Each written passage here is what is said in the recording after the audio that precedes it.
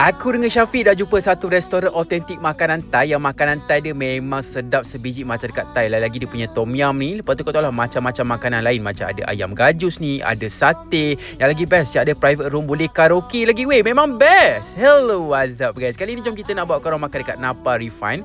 Dekat sini dia punya makanan Thai memang autentik. Kita tengok tempat dia memang sangat cantik dan eksklusif. Dia hantar makanan yang kita orang order ni lah. Ini lauk yang kita orang order. Yang aku makan ni dia punya muk yang sos mangmuang. Ada sotong Dia memang lembut je sotong dia. Makan kuah dia kena perah limau sikit. Masa-masa memang sedap. Ni pula punya tom yum nangkong.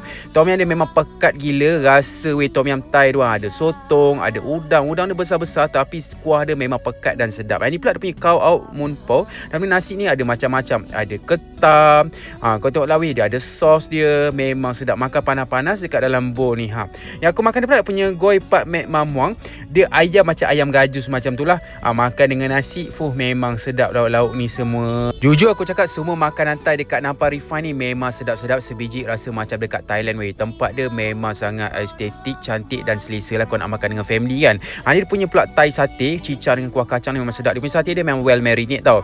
Ni pula dia punya tong panopo, ada Thai crackers serve with spicy herbs pellet dengan crab toast with salmon roe and lamb shank caviar. Memang sedap gila weh makanan dekat sini. Lepas tu juga ada snacks, ada bagi keropok-keropok ni kan. Lepas tu minuman pula aku try punya jar kajep berry, tangmo berry dengan ni ada punya mapronom salt. Memang sedap-sedap air kat sini. Kalau kau nak makan dalam small group pun kat sini ada private room juga.